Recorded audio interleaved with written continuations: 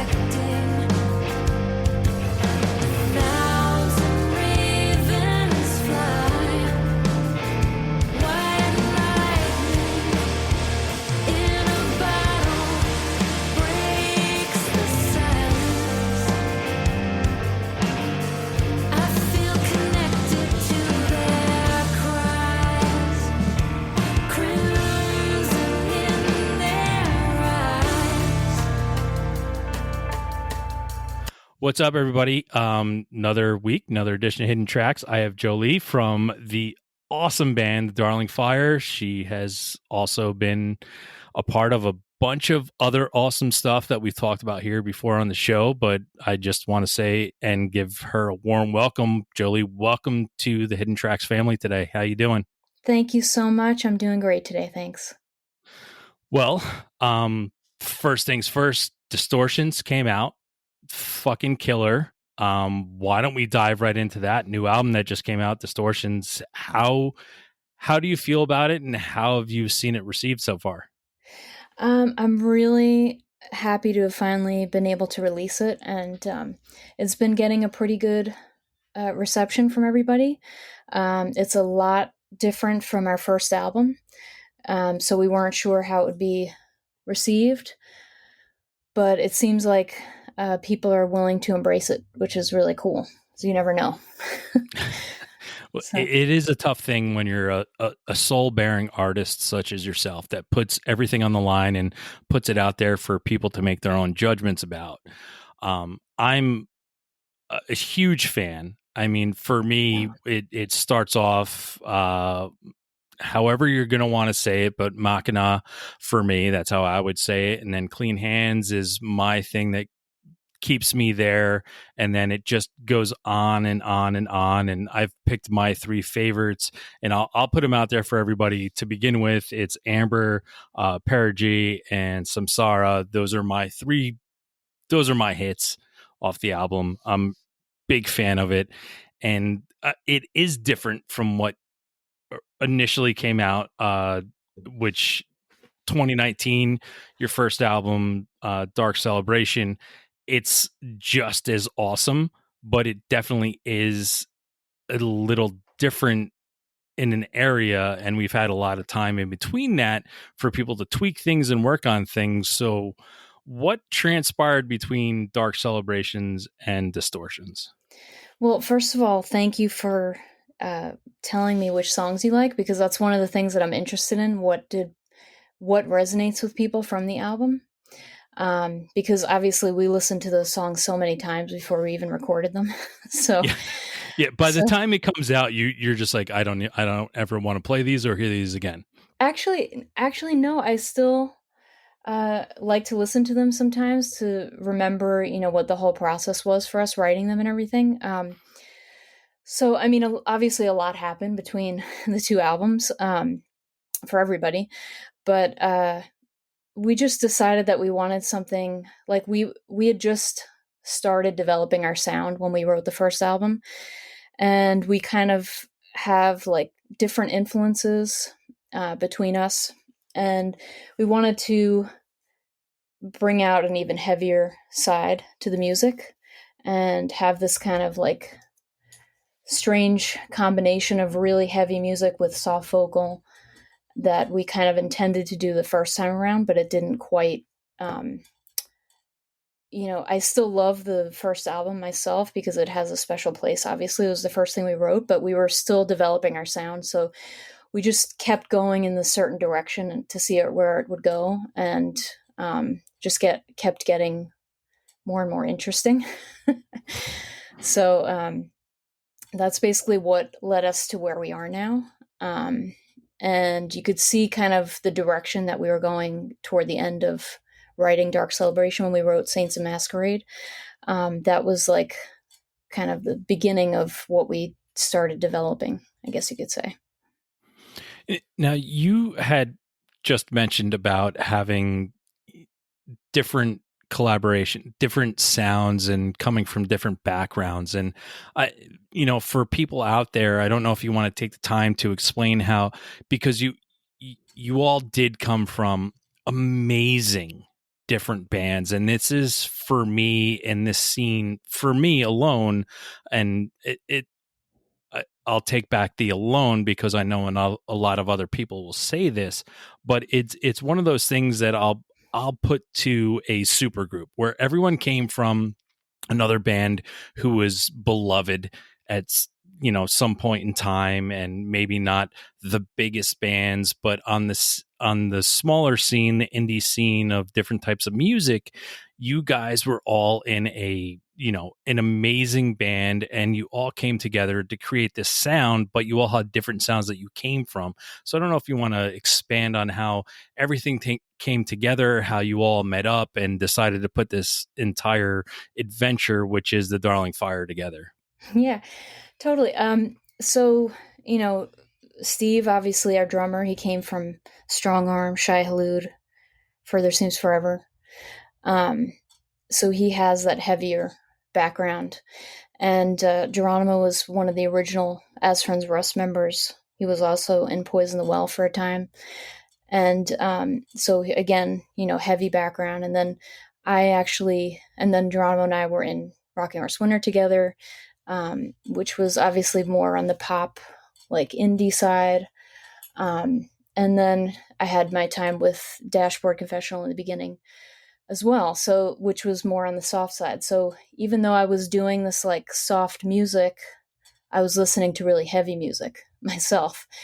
And we came from that kind of heavier scene, and like all of our tastes are kind of similar, but we have different things that we listen to as well. So as far as like our actual musical background, it's like kind of similar, or it was kind of like in the same scene, even though it was varied, so. Yeah, and that's the type of things that you've been a part of, like for me, and going to things like Furnace Fest, where I try to explain to people where it's such a eclectic mix, because you have that hardcore metal scene, but you also have that softcore emo scene, but it just works so perfectly together. And I think that's with the culmination of the Darling Fire, of you guys coming together, it works so well because everyone can have, and branch out and have their other things that they've been a part of. But when it comes together, it's a different sound.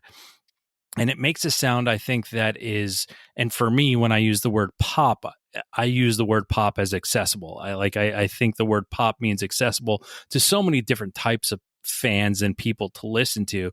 And I think that's where the backgrounds coming together as the Darling Fire just makes it more accessible to a broader scope of people. I don't know if you feel that way, or what are your thoughts on that?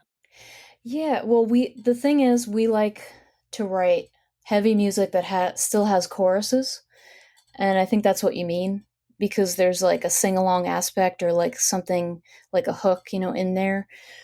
So that, I guess that's what makes it accessible, and that's probably partly me, because I have kind of a, as my husband tells me, Geronimo, I have kind of a pop sensibility because that's just my, you know, I mean, I listened to the Beatles and things like that when I was younger, when I was a kid. because that's what my parents were listening to. And so the music that I listened to had this kind of like pop, or like it had choruses, and so if Yeah. I write something, I feel weird when I don't have that to, latch onto myself. And so that's probably what makes it more accessible. Um, and there are a couple of songs that are different on the album, Legless, for example, that has that, but it also has like a dual personality. So we still want it to be interesting, but also have that ability for people to listen to it and not get, frustrated looking for something to latch on to, Yeah, that makes no, sense. it totally makes sense. And I mean, you brought up a thing, and this is a big thing for me when it comes to music. And you brought up, of course, the Beatles. And one of my biggest things in my life was, I remember the day I heard music and my life changed. And for me, a lot of people go to the Beatles. For me, it was the Beach Boys. But there's Yeah. this moment in time when you're a child, and there's always music. Not always, and I'll take that back. But there's a time where music is being played, and it just starts to make sense to you.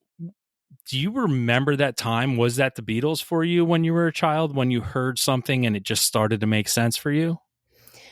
I think it was because my parents would play that in the house on their stereo. So like I would sing along to it. And so I would start to learn the songs and I would sing along to them, and then I would kind of like learn to know what's coming, if that makes sense, as far as like Mm-hmm. melodically. So now sometimes when I listen to things that are popular, I can already predict what they're gonna do because of that.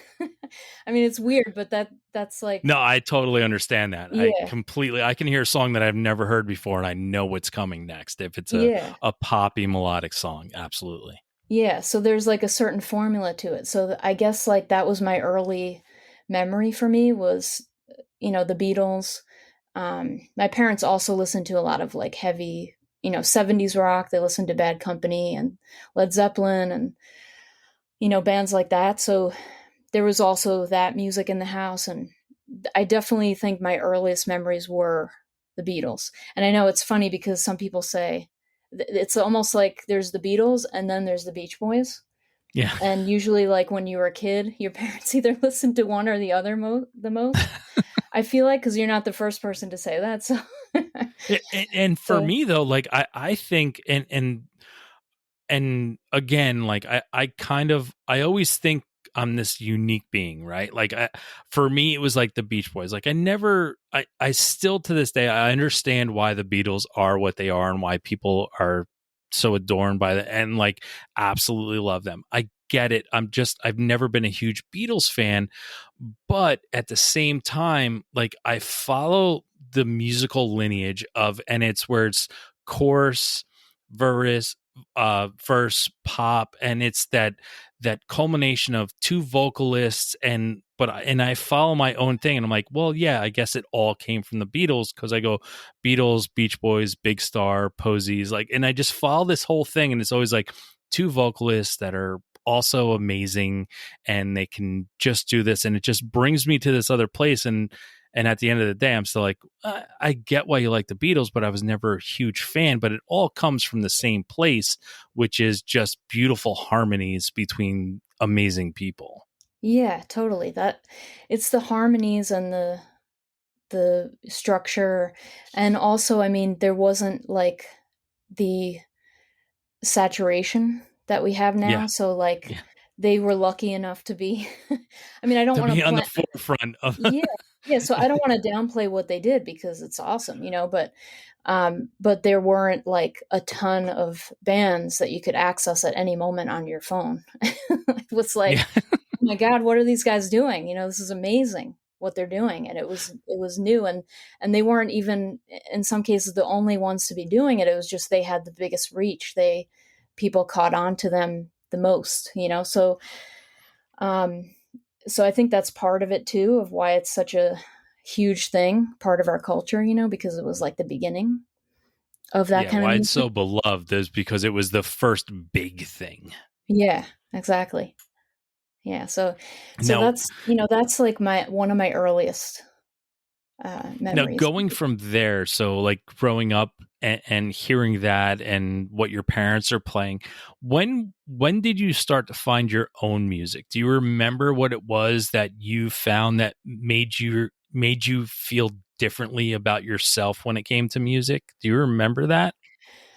Yeah, like it started with um things that were still mainstream, like Smashing Pumpkins. Siamese Dream is still Hmm. one of my favorite albums of all time. I can listen to the whole thing all the way Still top through. 10 greatest albums of all time. Yeah, that's one Definitely of my. top 10 greatest albums of all time.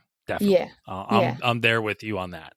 yeah, and it was their whole sound, just the layering of the guitars, everything, And some people, one of my good friends didn't like them because she didn't like Billy Corgan's voice, and I just couldn't understand that because I was like, but it's so good. So that's like, I guess, when I first started really getting into like that kind of music, like the heavier alternative, rock, heavy rock music and stuff like that. And that was like when that album was out, and I wore the cassette tape out actually. And then I started to get into like punk, and I listened to the first Rancid album nonstop. I started getting into that music and Operation Ivy, and also, I was listening to some hardcore because I lived on Long Island before I moved to Florida. And so I would still go back there and go to shows with my best friend at the time, and in the city, in New York City. And so I started then getting into like heavier, like hardcore music and stuff like that. So, um, yeah, I mean, I guess that's when I started kind of like, figuring out what I liked myself, wasn't influenced by what I was hearing at home anymore.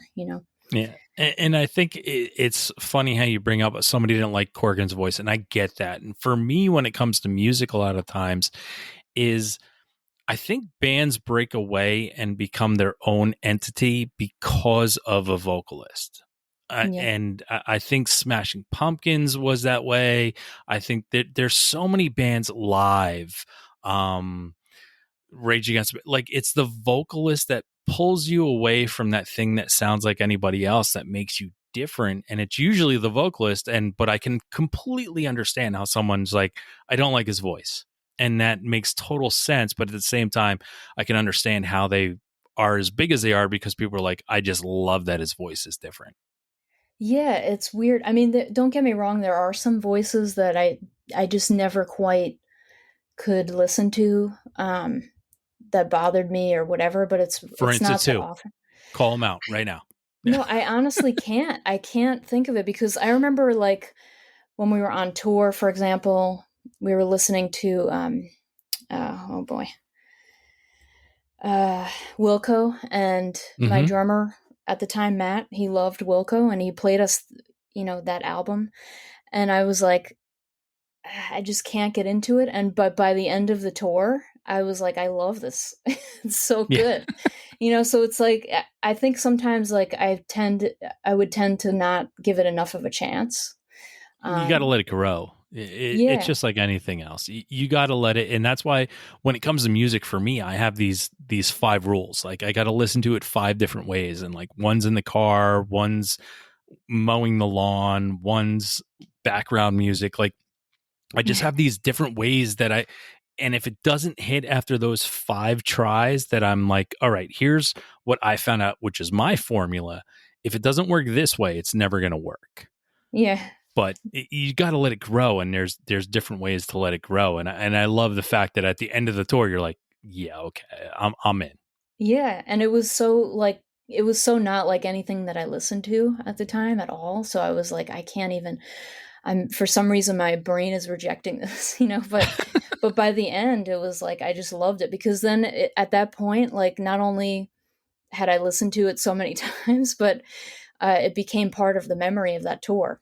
So it's like now when I listen to that, it's like it brings me back to that time, which is awesome. I mean, that's what music Yeah, does anyway. That's what it always does. and So that's what I've shouted so many times, and someone will hear me say it again.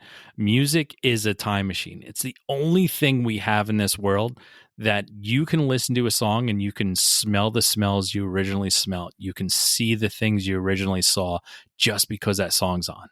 Like Yeah. it's the closest thing we have in reality to a time machine. And it's so amazing. And that's why it's so awesome that, two people like you and I can be talking right now, because it's music that's going to bring us together. And that's the greatest thing in the world, because there's not many other things out there that can do that. Yeah, absolutely. Yeah. I mean, it's like, I don't know. And it still surprises me, people that, listen to our music that I wouldn't expect for whatever reason. So you never know. I mean, and everybody has a reason why they listen to something, and a memory from that. And I don't think there's any piece of music that I can think of that I don't have some sensory memory from, of some kind. Yeah. And it's that thing, like right now, like sitting in the studio looking at my records and CDs, and like looking at a CD, and I can honestly look at it. It's directly in front of me, and I can be like, I remember when I got that. I remember who I first played it for. Like it's one of those things that it's so easy to go back to.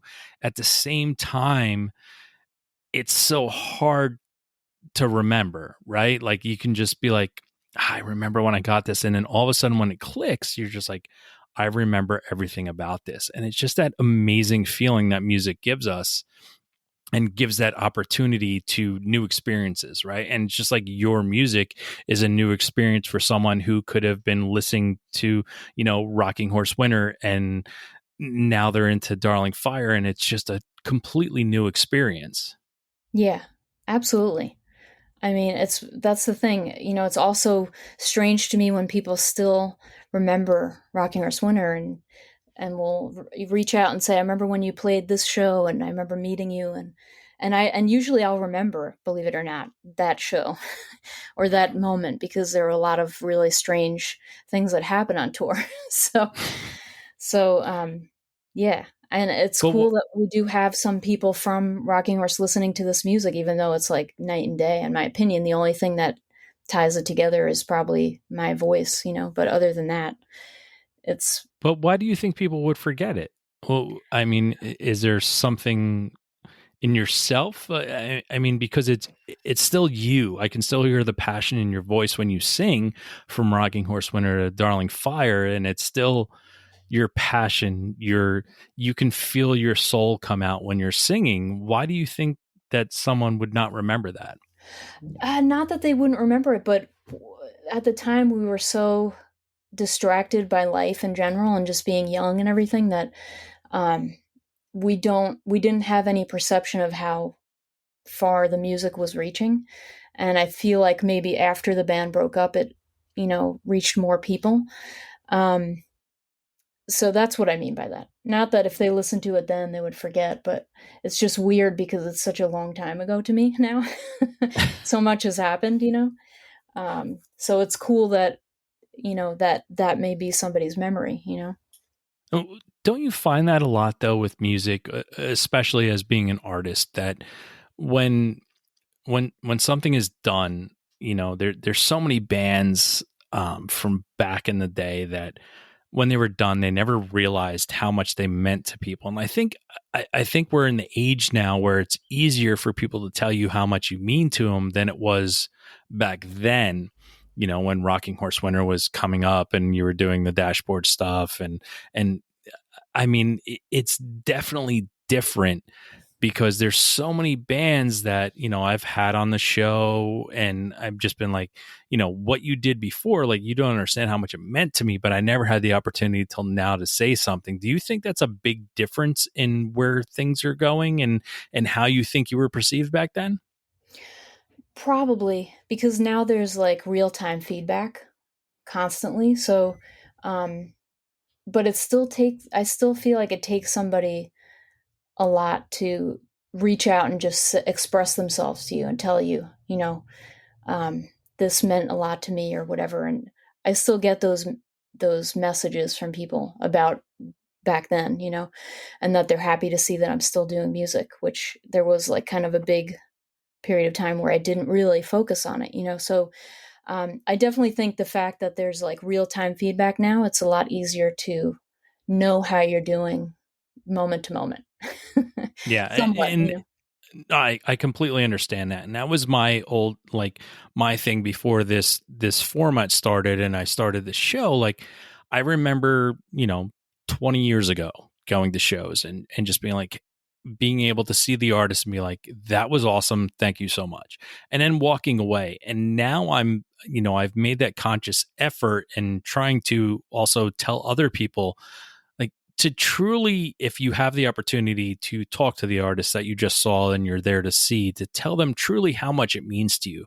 Because now, as I'm older, and I'm old now, but, and just saying, like, what you're doing truly makes a difference, whether or not, like, it's making a difference to the other 200 people in the room. To me, what you did tonight is spectacular and it meant everything to me, so thank you so much. But I remember back in the day in my 20s, 20 years, over 20 years ago, so I'm going to age myself right there, but just saying, like, hey, great show tonight, and then walking away. Like, there's a difference now in that opportunity to truly say something to somebody, or online say something to somebody. I think it can carry what you're doing, and what you're doing now is, and to be perfectly honest, like, from Rocking Horse Winter to Darling Fire, like, I found myself, coming home from work today and just blasting the Darling Fire and being like, fuck, I'm all in. Like, and to have the opportunity to tell you now is it makes me feel better to be able to say, hey, it's awesome, and to tell you the songs that I love is awesome. And I think that's a huge difference from where we used to be. Yeah, I mean, and I'm probably guilty of that too. I mean, I'm sure there were bands that I absolutely loved their performance or their music and never had an opportunity or took the time to reach out to them and tell them, you know. And I try to do that more myself also, because there's so much great music out there now, and there So always much. has been. but but it's So, like, but now it's easier. It's easier to find, but harder to find at the same time because there's so much. yeah, there's definitely a saturation problem, I think, you know, because it's so easy now to put your music. Well, I don't want to say easy, that's the wrong word, I guess, but it's easier to release your own music and to record it and create something cool, you know. So there's so much music, and I myself am still every day like, oh, I didn't even know about this band. Why didn't I know about this? This is something I would like, you know? And so it's weird, but it's still kind of boils down to word of mouth in a way, you know, like it used to, but in a different setting, I guess, if that Yeah, makes and, sense. and and absolutely. But I also think now that even with the word of mouth, and that's what we try to do here at Hidden Tracks, is we try to be the word of mouth to say, hey, listen to these bands, and at the end of the show, when we get into our weekly threes, like, here's other music to listen to. But at the same time, people are still going to make that decision, but I think they're going to make that decision based off of one or two songs that they listen to. Like, back in the day, growing up, I worked as hard as I could, and, I was making $4 an hour, and $4 an hour to equal to buy one CD was, I had to work 5 hours. And then when I bought a CD, now I'm committed to it. Right. Like, it was, I, I had to either learn to love it or it was never going to hit because I spent all this money. But now's the time where you can listen to one or two songs and just be like, yeah, no, like, and not go any further. So that's the point where it's easier because I think it's more accessible, but at the same time it's harder because you have that option to check out way too soon. Yeah, that's true. That's true. It's unfortunate. I mean, we've been talking about this actually, even about live performances, about shows. You know, it's there's a thing where, you know, a band will play, all their friends will come out. The band will say, make sure you stick around for all the bands. The friends will leave anyway because they're only there to hang out for a few minutes and to watch their friends play, and then they got to go. You know, Yeah. No, so that's yeah. that's been the test of time, like, being in this business and watching it, how it has been. Like, I was at a show last week and the same thing happened. Like, there was certain people there for, it was the second band on a four bill, you know, set. And the second band was local. Everyone was out to see them. And the headliner was actually a big band. But when it came down to it, like not many people were around. And I was just like, this is crazy. I'm like, this is still happening. Like, 25 years later of watching this happen, it's still going on. But it's just those things that happen in the business. And it's also the things that happen when it comes to music, because people are like, I want to be there to support the person I like, but they never take that opportunity to check out something new. And that's why later on in my life, where I am now, I make sure I'm there when doors open, because I'm never going to miss an opener another day for the rest of my life. Yeah, because you never know, you might find your next favorite band. so, Exactly. so that's unfortunate, because I think that happens too. I think they don't have the patience to sit through a whole show. Whereas, when we were younger, we would go, and part of it was hanging out because we had our friends. We were all kind of friends in the scene here and everything. And so part of the event of the show was going to hang out and meet people and things like that. And so we would, but looking back, I wonder if I actually would found like a band I loved that I didn't know about at a show. I'm not sure. I can't remember specifically when that had happened, but it's unfortunate, because if you just stop and listen, you might actually find your next favorite band. Yeah. And that's why I get made fun of sometimes. Like people are just like, oh man, listen, if Murph's driving, we're going to have to go like 4 hours early because he's going to be there at doors. Do we want to do this? And I'll be like, listen, you guys want to go by yourself, but I'm not going to miss an opener, because, that's exactly that. I could find my next favorite band. And I have found so many bands because I was there first, and I Yeah. had the opportunity to see just something amazing, and someone playing to 25 people in a room that holds 1,200 because they were excited to be there. And I was like, why did I not do this so many years ago? But again, it was, capricious youth. Like that's just how it was. Yeah, totally. I mean, and the thing is, some bands recorded are not the same live, you know? Um, some bands are, 100%.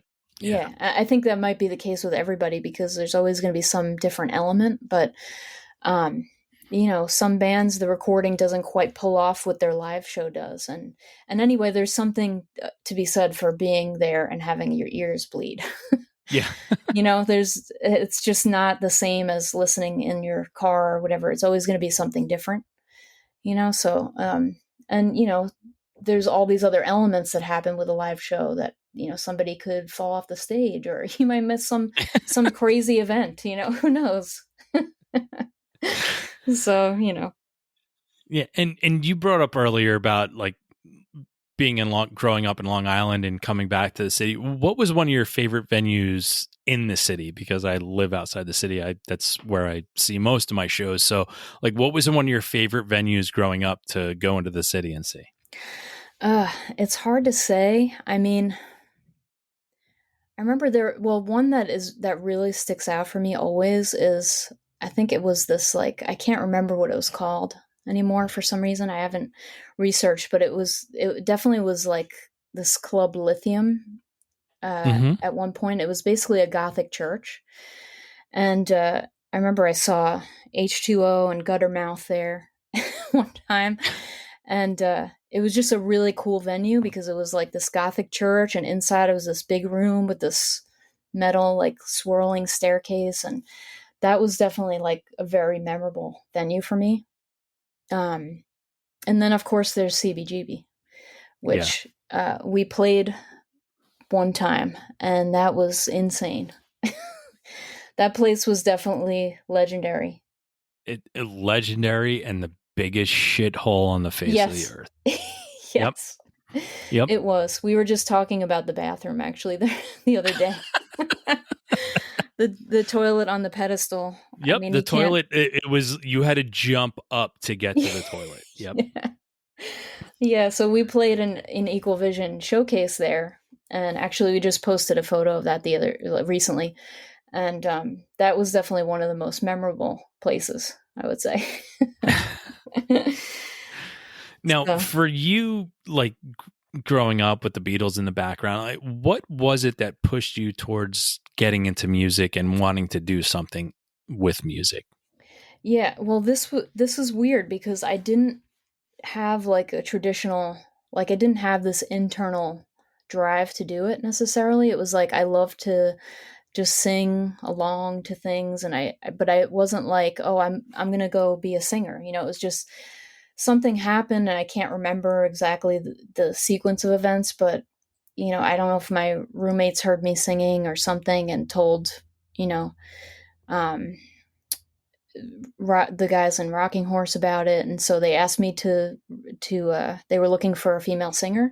They asked me to audition for them basically, and then that's how it started for the most part. And then with Dashboard also, and before that actually, I did a cover with Vacant Andy's, Chris's early band. Mm-hmm. So that was actually the Which is first only thing. like two songs for people to find of the Vacant Andes. Yeah. Yeah. So that was I think that was the first thing that I did. But it wasn't like I looked for a band or like I wanted to be in a band or anything like that, because I also had really bad stage fright. And that was totally against my character to perform. So it wasn't like something I sought. Well, how'd you move past that stage fright to be where you are now? Just from years of doing it, I guess. I mean, I still get nervous. It doesn't go away 100%. No. Um, And if you said it did, I wouldn't believe you anyway. yeah, I think if it did, that wouldn't be good, because I Yeah. think you're. It's once it goes away, you're like, okay, I'm done. Yeah, Right. that's the thing. Part of the whole thing is the struggle and the fear, because that's the exciting thing about it. It's like, am I really going to do this again tonight? I guess so. Whatever happens.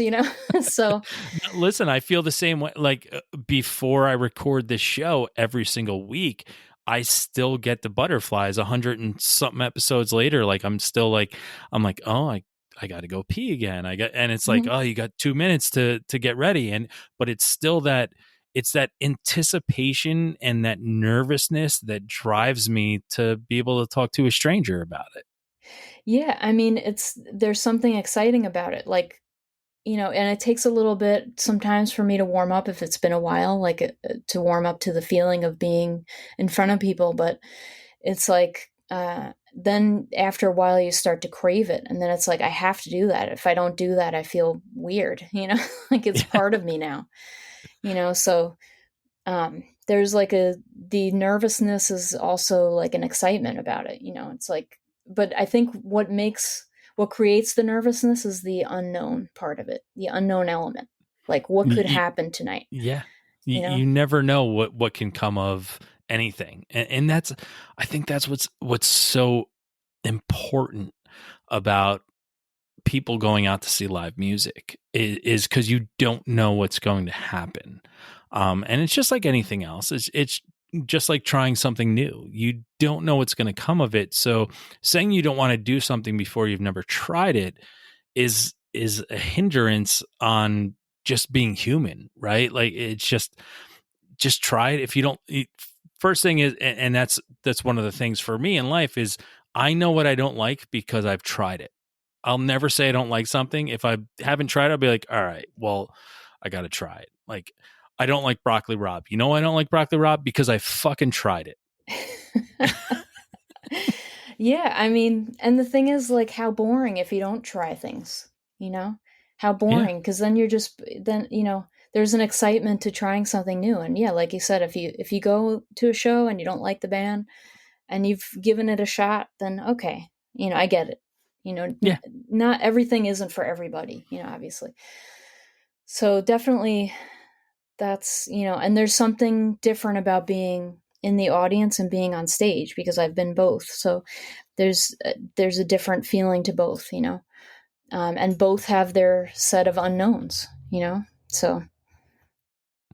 Yeah. Now, seeing music played, do you remember the first concert you ever went to? And I don't need a cool answer. Like, do you remember the first show maybe your parents brought you to, or do you remember the first concert you ever saw in your entire life? Um, I don't know if I remember like the first concert, but I remember going to. That's hard because my parents didn't take me to shows. They never took me to any live music at all. So it would have had to be either a local band or Okay, something like so how that. about the first show you got to choose to go to? Do you remember that? Well, I can tell you one that I remember going to with my sister when we were younger, which was in the city, and I think it was at the Academy, and it was Cyndi Lauper actually. Oh, And nice. there's a whole story with that one, actually. What's the weird, story? a weird story. Well, we were only able to buy one ticket because it was sold out, and even then there was a problem with scalping, I guess. Like the drama that's happening now with everybody. Um, Yeah, but back in the day in the city, it was, hey, give this guy over here $20. Meet me around the corner. I'll give you your ticket type of yeah, scalping, right? yes. So, Yeah.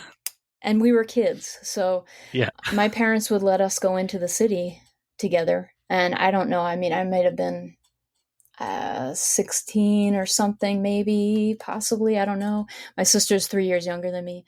So we bought it. We saved up our money. We bought one ticket and we were like, we're just going to go. I don't even know how we knew about scalping, to be honest, because there wasn't the internet or anything. So we were like, we're just going to go in and we're going to scalp another ticket. So what did we do? We went to sidewalk. We find a guy.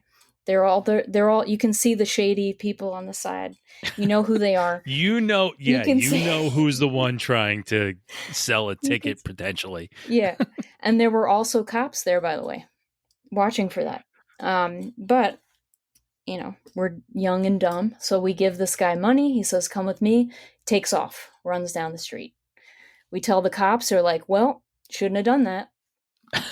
So we can't help you, sorry. Which is weird. You would think they would at least try to get the guy, but they didn't. Yeah. Nope. So yeah. That's on you. That's Yeah, on that's you. that's on us for being dumb kids. So we get a basically, my sister's crying. I'm, upset. We're like, what do we do now? We have one ticket, you know? So we literally get this. Somebody comes up to us and he's like, I saw everything that happened. He's on the VIP line. We didn't know that at the time. So I saw everything that happened. Come with me. I'm going to get you in with us. So we follow him. And who's he with? He's with Claire Danes and her boyfriend, Andrew. Can't think of his last name right now, but he passed away actually You don't since need a then. name drop. You already name dropped. You're good. Yeah. Well, she was dating somebody who's famous also. But yeah, so we go in with them and we're like, what is happening right now? So we're just, like, well, this is an even better situation now, I guess. So we follow them Thank in. God he stole my money. Yeah, right, Yeah. exactly. But the one condition was that we had to give our ticket to somebody else, so we did. Mm-hmm. So they got us in on the VIP line, and we were like, okay. We started going to general admission because we were like, we're not going to follow them. That's weird. We don't want to be like clingy, They're like, where are you going? You're coming with us to VIP. So we're like, okay. So we sat with them the whole show, and it was really strange. And so I barely remember the show because I was too distracted You're by the fact that preoccupied. Yeah, you're preoccupied with like I don't know. Am I being sold into child labor? Like what is yeah, going on? yeah, it's just strange. It was just a surreal thing that I was like, nobody's gonna believe this. This is weird. Like, how does this even happen? And it was a very strange experience. I mean, we were like two normies, and we're sitting with these people who are famous, and Yeah, they're listen, talking after the to show, us. I'm reaching out to Claire immediately to see Yeah, if she remembers this. yeah, So, right. Yeah. Yeah, it was just really strange. And the show was, I did watch the show though, and it was fantastic. I mean, Cyndi Lauper has all her crazy costumes and everything and her dancers, and it was really like this big deal, you know.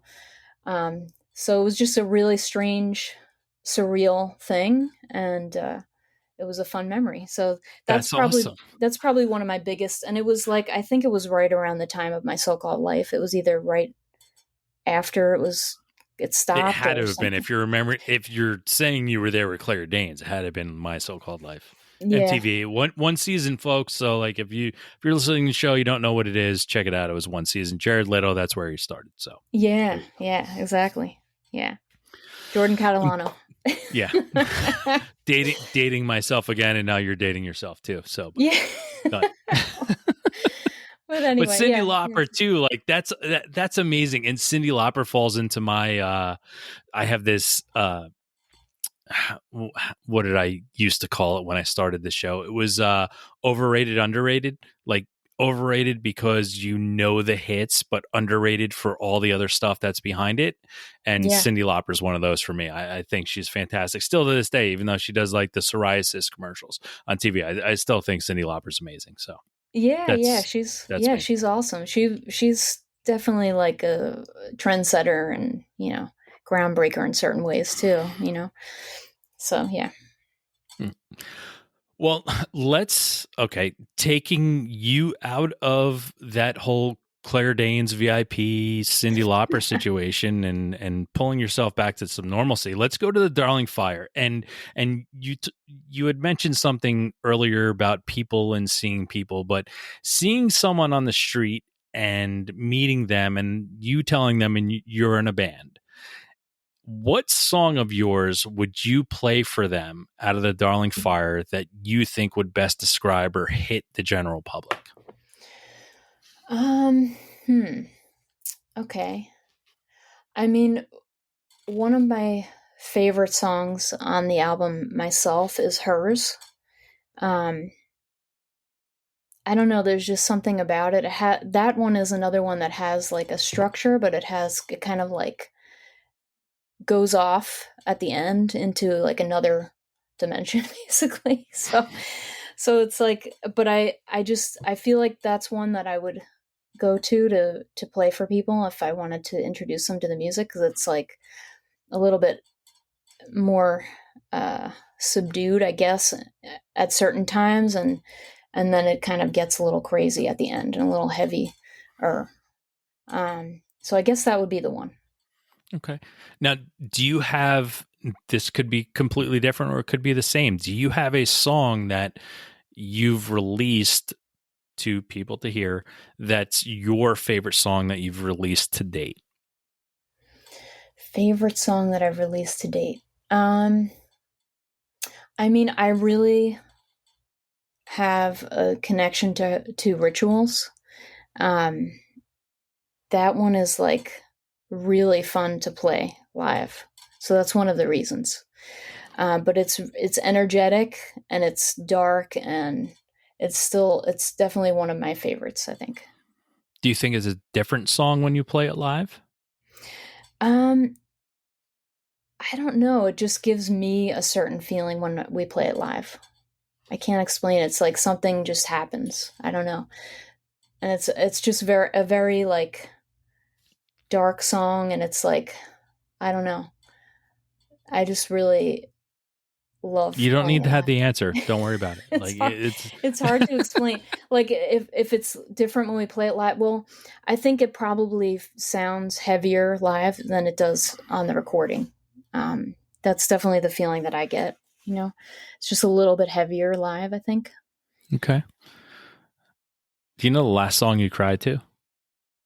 The last song I cried to. Well, I have to say there were a few moments while writing these songs that really got to me for some reason. Samsara being one of them, actually. Hmm. I Um, absolutely and this is a word I don't use often. It may be the first or second time I use it here. I adore that song. wow. It's something about that song when I listen to it, and that's why I wrote it down and told you it is. There's something about it that when I hear it, I just want to be alone. Like I Mm, don't want anybody to see me listening to the song, and it's nothing to do with it. It's just this belongs to me now. Like, this is my song. Leave me alone. No one come downstairs into the studio. No one, like, just leave me alone. I'm listening to something. Go away. I'll talk to you later. Give me a minute. Wow, you might make me cry now. Um, that's really cool to hear. That's awesome. I mean, that's the thing. I mean, that's what you want as a musician. You want people to feel something special when they listen to the song, and now it's yours. You know, Yeah. that's what we do it for.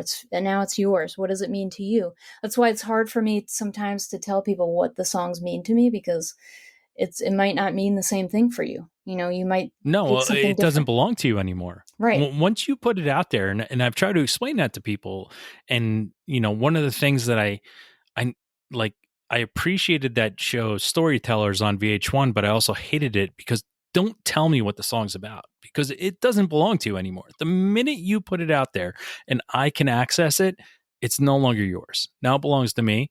So let me have it. I love that.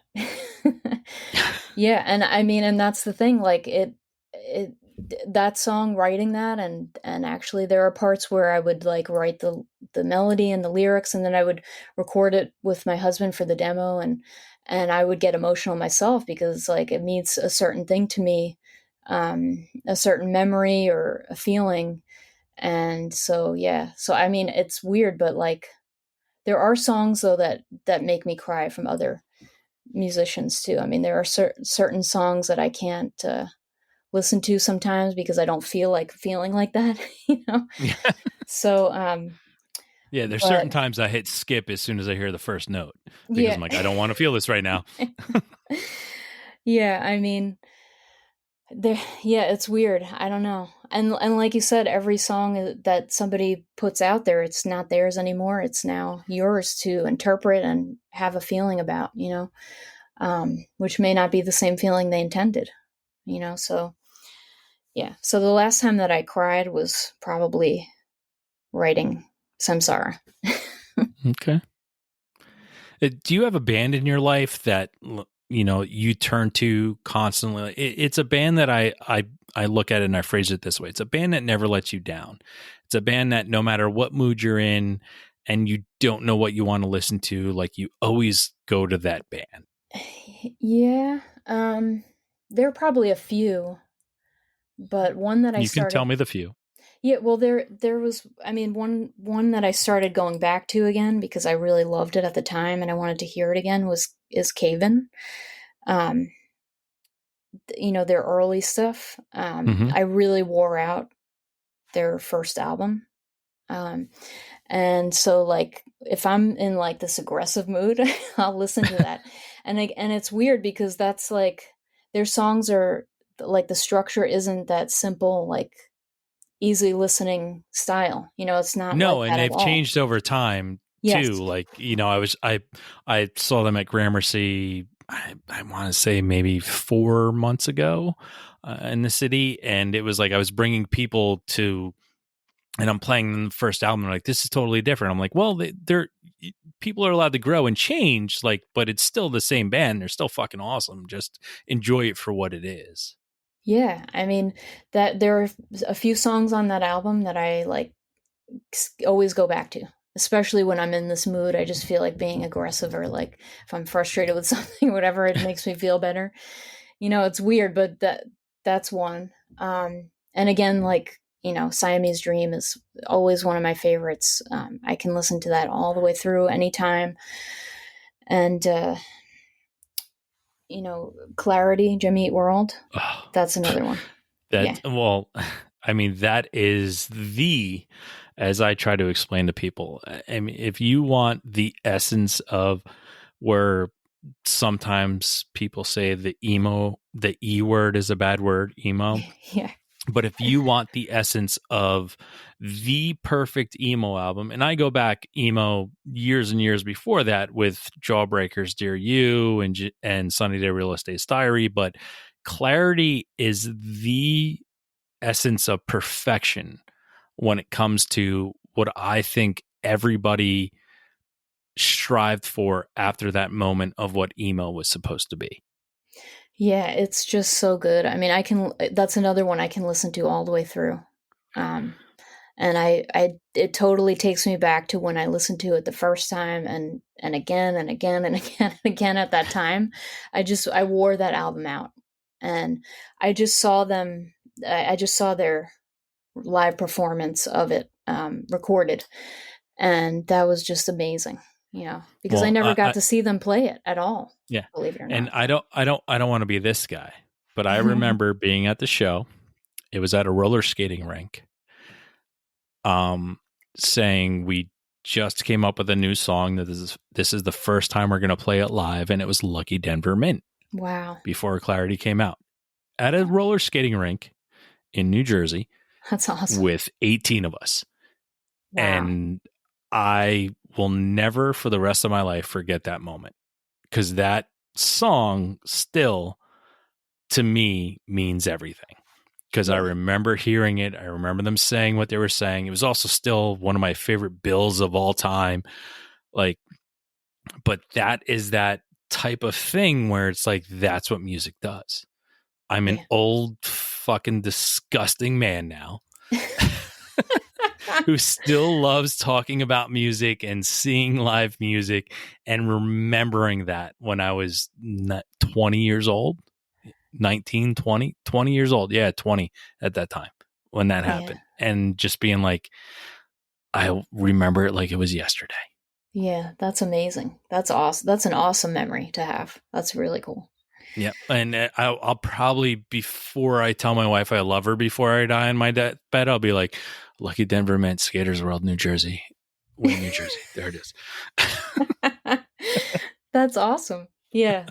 I mean, yeah, there's just so many times that I listen to that album that it brings me back to that time, you know. Um, yeah, just That's all. That's a nice eclectic mix too. Like Cave In to Jimmy Eat World yeah, is for people who could be listening to the show, don't know the difference. Go listen to Cave In's first album. Go listen to Jimmy Eat World, Clarity. You'll see the difference. yeah, yeah, definitely. And I'm gonna be even more strange now. The first Rancid album, I also wore out the cassette, and I was just obsessed with that at the time.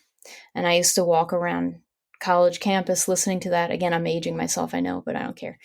Um, and I wore that out. So like my that's the thing. My musical background is like so all over the place. But then it's not. It kind of all No, it all comes somehow. together. Yeah. Yeah, it all comes together, and that's what and what's funny to me is too, sometimes people bring up Rancid a lot, and for me, and I had the Op Ivy on Lookout Records, like I was Hmm. all back in that day. My thing was, it was one of those bands like Rancid, Tim Armstrong, Lars. Like, I'm just like, this is never gonna work. Like, I like it, but other people aren't going to.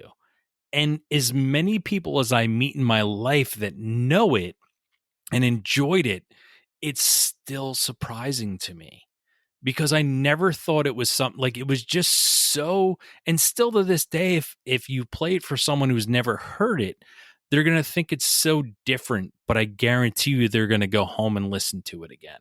And that's what music does. Like, it's so, uncomprehensive to what other people may see. And that was one of those bands too where there were so many people that are like, I fucking love Rancid, and I'm like, I get it, but why? Like, I get it because it's my thing, but why do you like it? And that is one of those bands. Like, it is really weird to me that so many people are like, yeah, no, I fucking love Rancid. And I'm like, it's weird to me. Yeah, I mean, because it doesn't seem as easily digestible as Yeah. other music. So there, I don't know what it is, but I mean, yeah, there's something like I love his voice in it, and just that album has so much energy, and it just goes from one song to the next and the next, and I would just listen to the whole thing all the way through, and it had a pretty even, feeling to it. Um, but yeah, I'm with you on that. It doesn't seem like it would be that easily consumed. Yeah, no, but it was, and that's what Yeah, still is astonishing to me. yeah, Like, I Yeah. get Siamese Dream. Like, I get how that hit. Yeah. And, it was same thing. Now, I'm going to ask you a question. Siamese Dream. So I'm huge Smashing Pumpkins guy. And I've seen Smashing Pumpkins. I mean, the first time I saw them was, and I'll age myself again, was 1992. I've seen them a bunch of times since then. But are you in the same elk as me as saying that you don't know what you're going to get when you go see Smashing Pumpkins? I've never seen them live. Are you serious? I've never seen them. That's Oh the my weird God. thing, is like there are so many bands that I love, and I've never seen Rancid. I've never seen Cave-In. I've never seen these bands live. I don't know why. I just never did. All right. Well, here's the deal. All right. You're in Florida, right? So here's what I'm going to do. My wife and I, and you and Geronimo and I, I'm going to find out when someone's playing in Florida, and we're all going to go together. Okay. I'm That's down. a deal we're going to make here. Okay. So if it's Cave-In, Smashing Pumpkins, or Rancid, there's the three. That's Okay. the three that we're going to look for, and we're going. Okay, I'm All right? down. Yeah. All right. It's recorded now. Like, this is it. Like, it's going to happen. I will make it happen. But that's crazy. That's Yeah. crazy to me. Yeah, Wow. I don't know why. It's just it never happened. And part of it is a lot of bands don't come down here. If you haven't noticed, Yeah. Well, they don't come all the way unless down. it's like Fest. Like, that's Gainesville's the furthest people go, which is weird to me. Yeah, people, they don't want to come down here for some reason. Well, it's because it's a long drive to get through the state. Yeah. So that could be part of it. But yeah, I would love to see any of those bands live. Be really weird. Well, I cannot believe we're sitting here talking. You've not seen three of your favorite bands. Yeah. We're going to make this happen. That's just, this is going to be a thing. We're going to make it happen no matter what. So, okay. I'm down. All right. Now, talking about those bands, is there something that you get tons of enjoyment out of that someone would be really surprised that you love listening to? Well, I actually have been writing a lot lately, like short fiction. And when I do that, I like to listen to creepy music, actually, like instrumental. Okay. So I'll listen to Penderecki, which is like creepy, like Shining style music.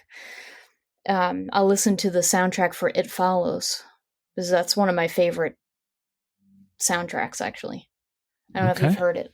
It's like a creepy, like almost like I just wrote it down, so I will be listening to it. Yeah, it was done by this band Disaster Piece, and it's like I listen to that stuff because it brings me into like this mode where I feel like writing something creepy, All right. So I guess that that's probably something that people wouldn't guess, but there was one point where I would go into the library and I would write, and I would listen to Penderecki, and it's very creepy, like instrumental music. And when I was younger, listening to all that stuff we just talked about, I actually got 2 of his CDs, and I listened to them nonstop at that time too. I don't know what it is about it, because it's eerie, but I challenge you to go go to the supermarket and listen to Penderecki, because it's on Spotify, actually.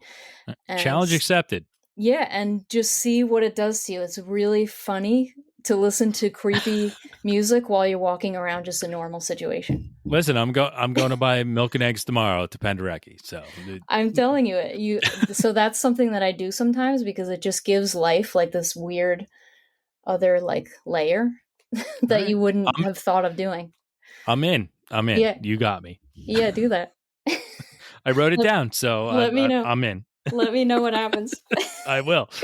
Be like, these fucking eggs are rotten. Thank you. Yeah. You're gonna start to become paranoid by the people that are around you. Just watch. I'll be like, why is this woman following me with her toilet paper? What is going on? I can't wait till tomorrow. I Yeah. will be emailing you. So. Yeah, for sure. Tell me. Tell me what happens. It's hilarious. You'll see. You'll see. So I actually find it kind of humorous. That's the thing. It's not I'm not walking around paranoid, it's just No, it's kind of you find it funny. soothing. You're one of those Yeah. people. You're like, this is. I feel like I'm in a spa right now. Yeah. Yeah, I'm my facial. I'm in a salt bath. Yeah, this is fantastic. Yeah. But All right. that's probably the weirdest thing that I would listen to, All right. Yeah. Well, we're all in on it now. Yeah. We'll let you know if Yeah. you're right or wrong. Yeah. All right. Meteor's going to crash in the earth tomorrow. You got 5 minutes left to live. You have to listen to one song. What song are you listening to? Ooh. On a Sunday. Another Jimmy Eat World for people who don't know that. And Spanish, Una Lunde. Wow. Awesome. So after that amazing fast answer to a quick fire question, right now, first, I want to say thank you so much for being here. This has been awesome. We are well past our drive time of an hour for people to get to and fro work. But I want to give you this opportunity right now to tell everybody how it is they can find what the Darling Fire is doing, all your handles, all that good social media stuff that everybody needs to be a part of, where you post stuff. So right now, I'd like to give you that perfect opportunity to tell everybody about it. Yeah, sure. So our album Distortions is on Spotify, it's on Apple Music, it's everywhere. Our Instagram is the Darling Fire Official. Our Facebook is the Darling Fire. And our Twitter is fire underscore darling, because somebody else had the Darling Fire, actually. You weren't going to pay $5,000 for it? Wait, what? Yeah. So, and we're going to be hopefully touring as much as possible in 2023. So hopefully we'll be playing a lot in the United States and possibly even abroad. So. Well, we look forward to trying to get out to see you. And for everybody else out there, Iodine Records, Darling Fire, I have the vinyl in front of me. And if I have to say this again on this fucking show, please buy actual material from the band. Because if you enjoy the band, the way to keep them going is to purchase all of their merchandise. Because that's how they make money. It's not because you paid $12 or $15 or $40 to go see them at a show. It's if you buy their merchandise. So please go out and buy it, because I am sitting here with their vinyl record directly in my hand. So please go do that, because if I did it, you can too. Thank you. So we're coming into our final segment. It is our weekly threes. So I don't know if you have your phone in front of you, Jolie. Okay. But it's 3 things you're listening to right now that you would like people to check out. Okay, let's see. We've got actually hold on. I want to give you some accurate information about what I've been listening to. It can be new, it can be old, it doesn't have to be cool. And again, it's just what you've been listening to this week. No, yeah, totally. I mean, there's the new Gatherers album out. That's awesome. There's also the new Silverstein album. I have to say, I've been listening to that also.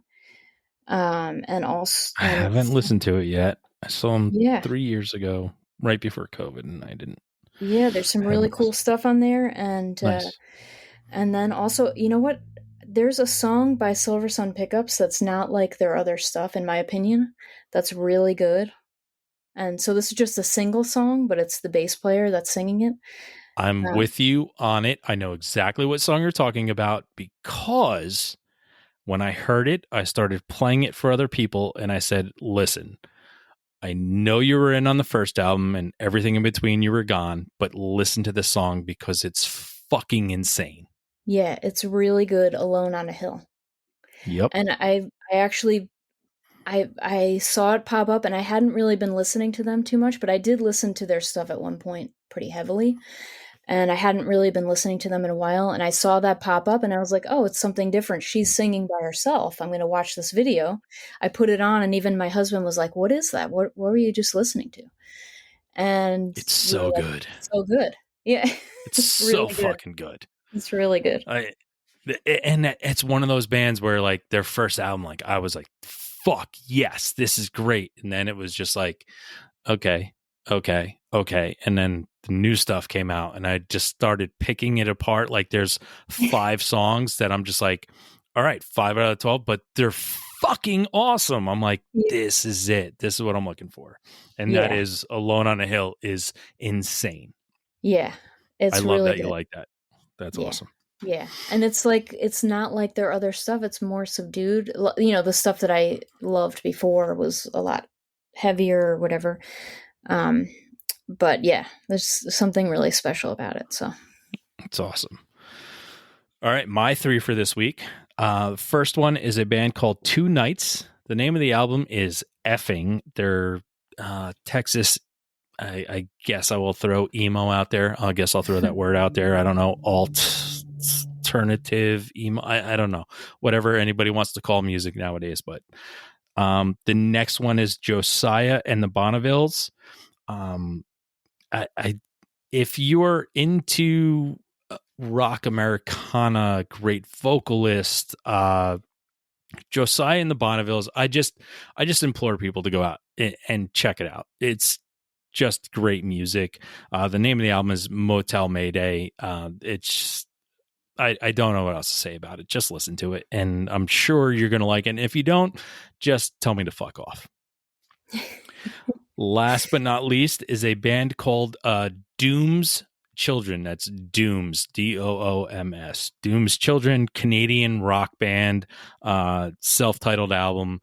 Guy, just if you want rock and roll with a guy that sounds almost like Bryan Adams, another Canadian guy, Doom's Children is the way to go. But those are my 3 for this week. cool. Interesting.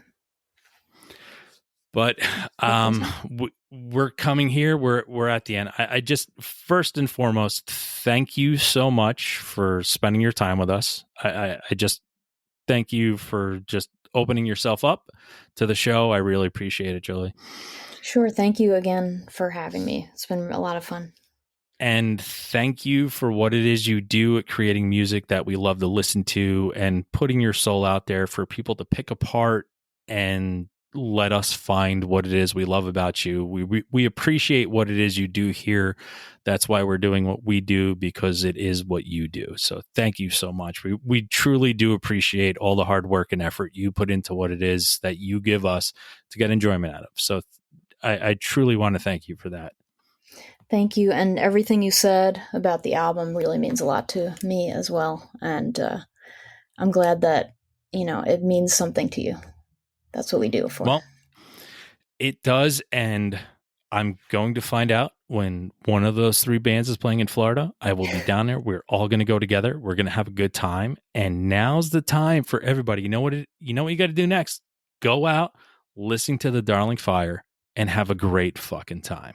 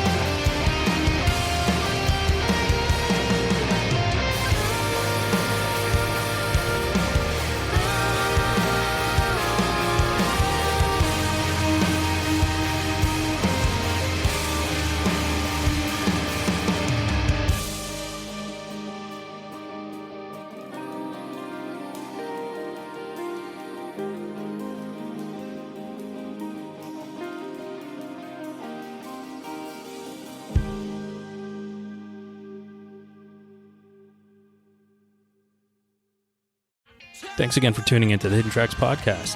We hope you enjoyed this week's show. Don't forget to follow us on Instagram at HiddenTracks99.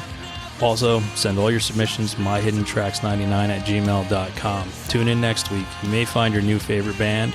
And don't forget to go out and have a great fucking time.